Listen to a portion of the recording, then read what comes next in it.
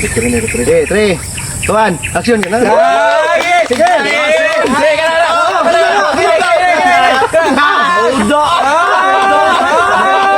Nga na kaning gawas yawa. Gawas mo sukat.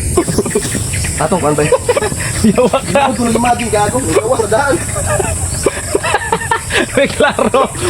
Sab. Parehas na ngadlaw na mo. Gawas ka. Action naglingi-lingi ba?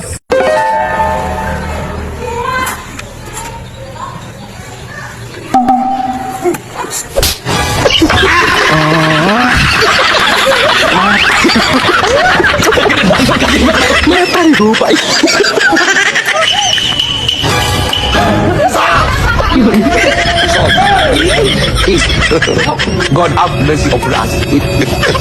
Ayaw ba?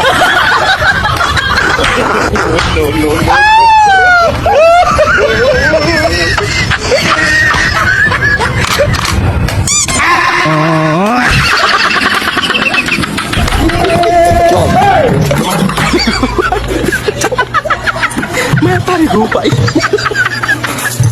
Ayaw ba? Medyo wala di ka.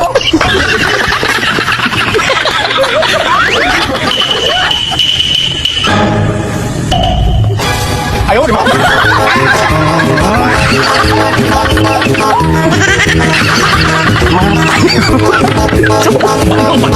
May parigupay.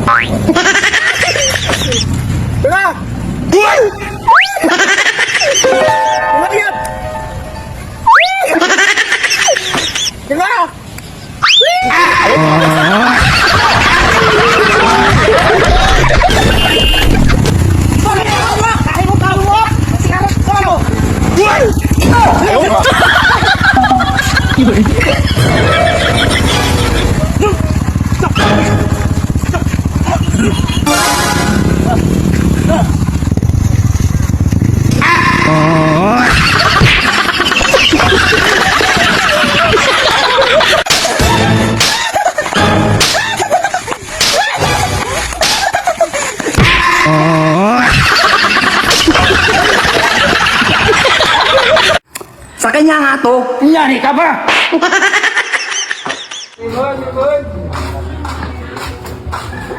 Andre. Ayun, balimot. Oh, malay na bungon. Pass mo na, boss. May ano kami dito, mga 5 hektaryang taniman ng limon kami dito.